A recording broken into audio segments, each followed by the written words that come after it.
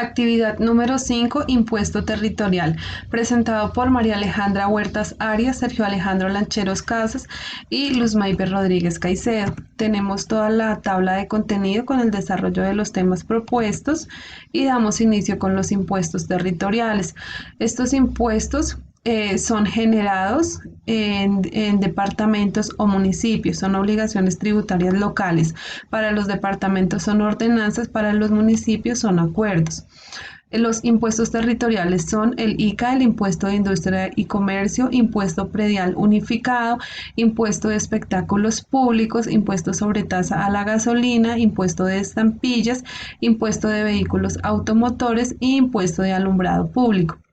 Inicialmente la ley que reguló estos impuestos fue la Ley 93 de 1913 para Santa Fe de Bogotá.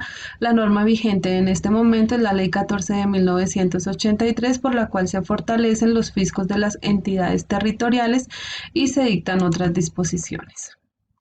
El impuesto de industria y comercio es un impuesto referente al gravamen causado por actividades industriales, comerciales y de servicios realizados en jurisdicciones municipales. Pueden ser directos o indirectos, puede ser por personas naturales, jurídicas o sociedades de hecho.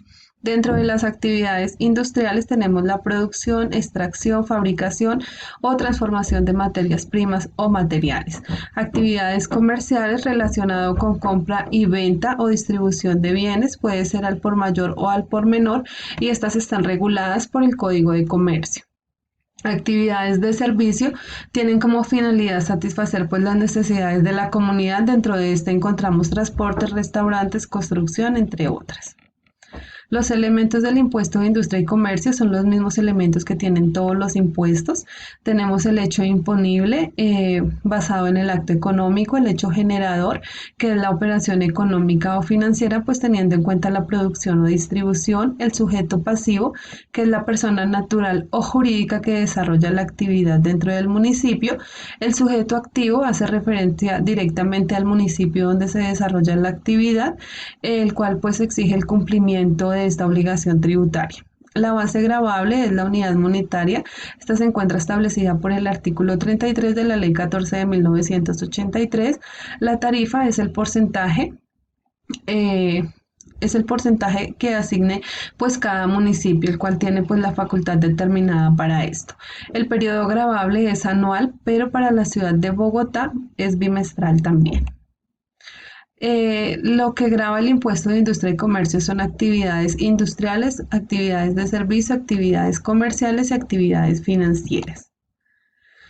Dentro de esto, en los complementarios del impuesto de industria y comercio están los avisos y tableros, los cuales están grabados con una tarifa del 15% sobre el valor que fijen directamente pues, los consejos municipales.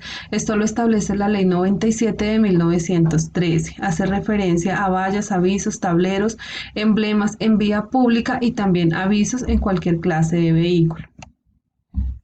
La clasificación de las tarifas es de acuerdo a las actividades, por las actividades comerciales, actividades financieras, actividades de servicio y actividades industriales. Es importante tener en cuenta que dentro de esta clasificación, el artículo 54 del decreto 352 de 2002 nos habla de tarifa por varias actividades, es decir, que si se realizan varias actividades, pueden ser comerciales, de servicios o industriales, cada actividad será grabada con su correspondiente tarifa.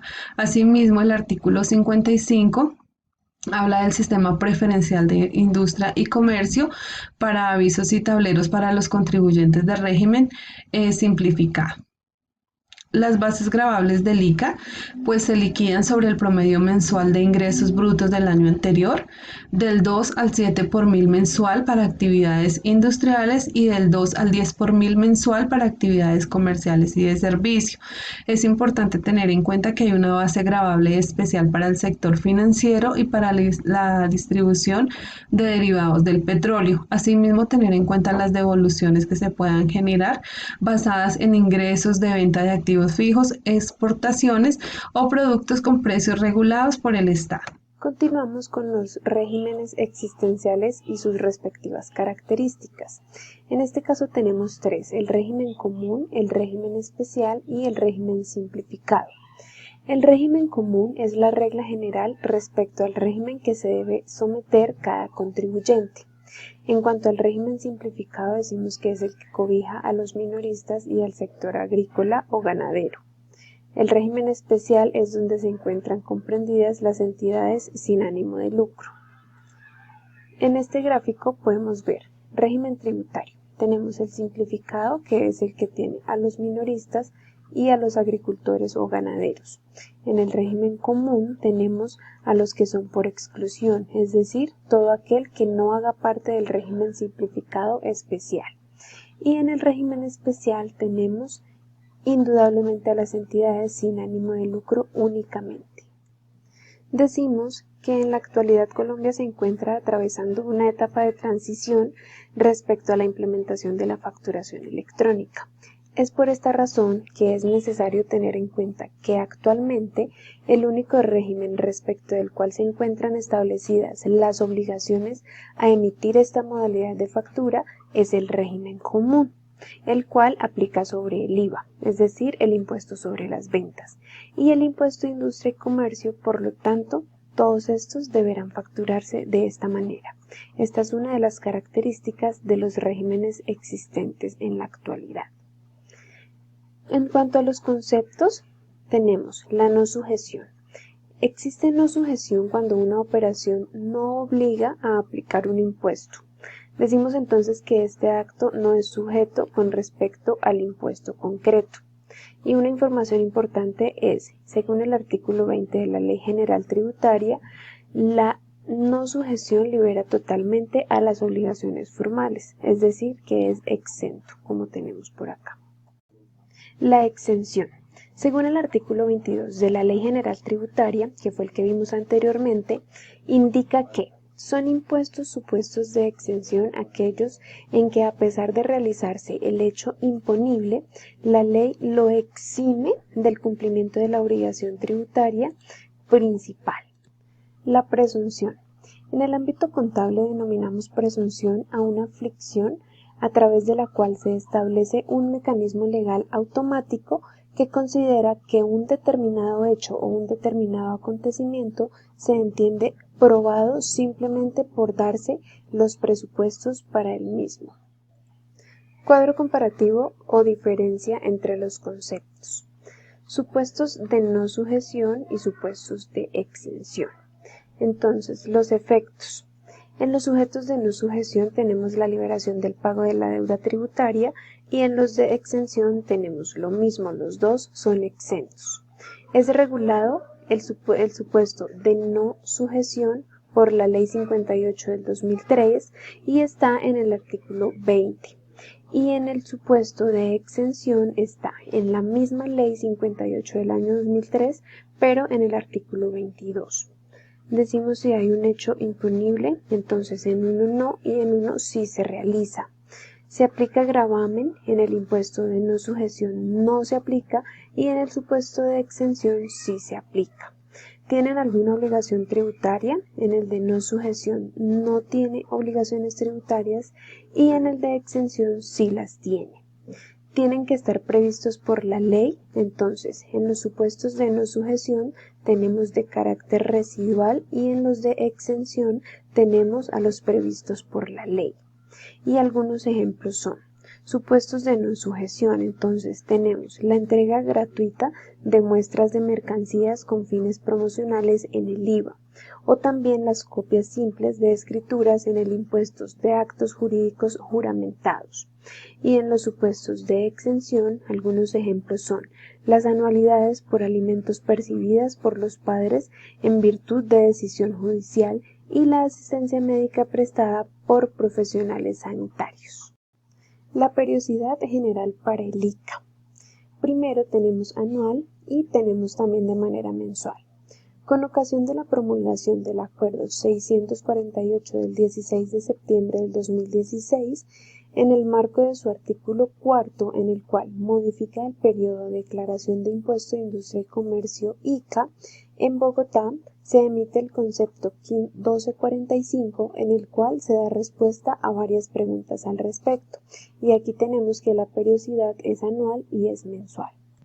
Todo esto lo vemos según la actividad económica de cada empresa y sus obligaciones.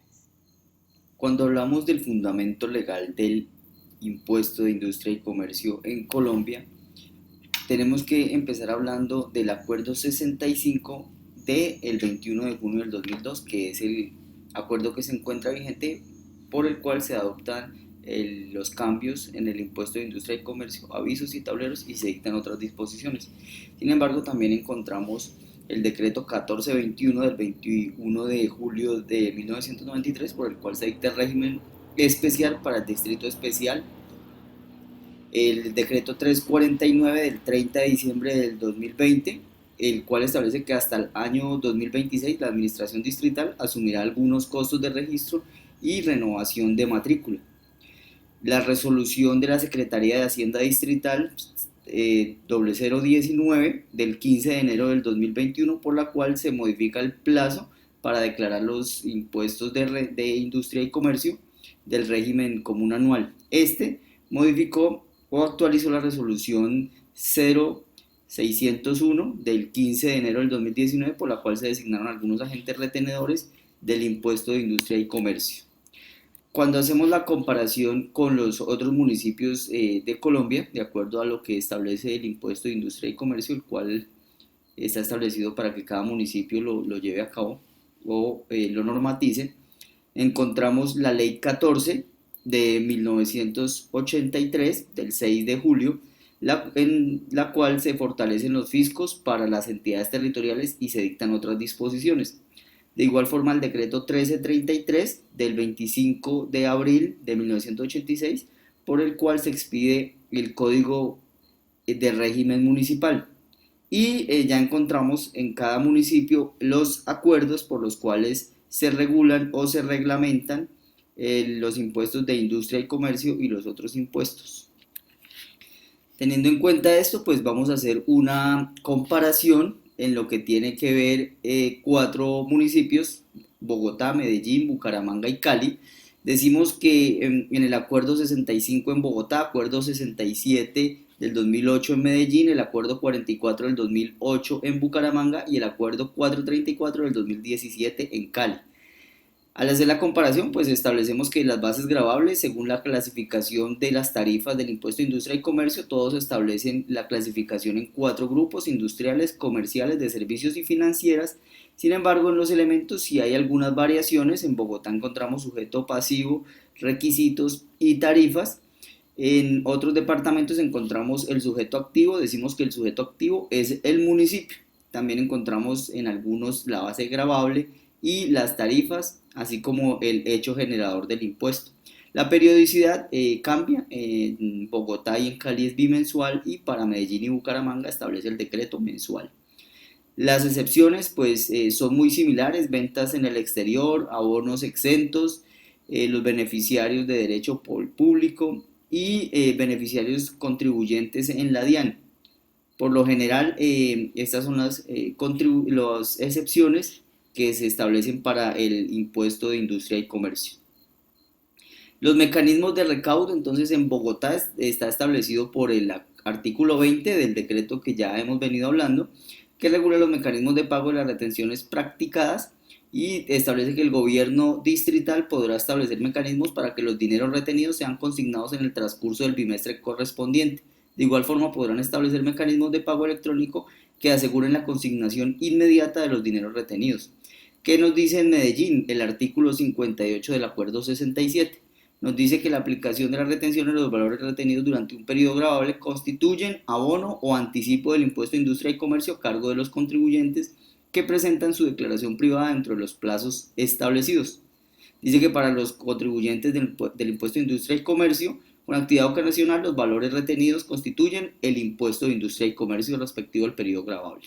Bueno, tenemos las conclusiones. Finalmente se evidencia la aplicabilidad del impuesto ICA para los sectores comerciales, de servicio, industria y financiero. Por otra parte, teniendo en cuenta que es un impuesto territorial, cada departamento o municipio es responsable del cumplimiento de pago de este impuesto, ya que cada uno tiene su regulación autónoma. Por último, es fundamental tener en cuenta la Ley 14 de 1983, la cual establece los diferentes requerimientos para el pago del ICA. De igual forma, es fundamental identificar los elementos y las tarifas de las actividades desarrolladas. De la misma forma, es fundamental tener claridad que si existen varias acciones generadoras de este impuesto, para cada una de ellas aplicará su tarifa correspondiente. Conclusiones.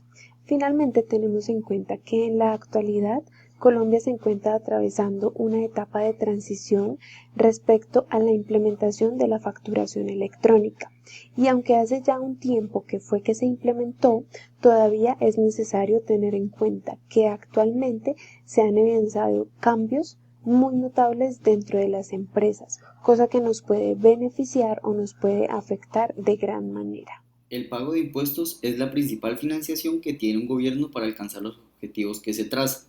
Es por ello que en cada municipio existe un estatuto tributario en el cual se encuentran las obligaciones que tienen los contribuyentes. Es por esto que es fundamental cumplir con el deber constitucional de aportar al financiamiento de las inversiones y los gastos del Estado.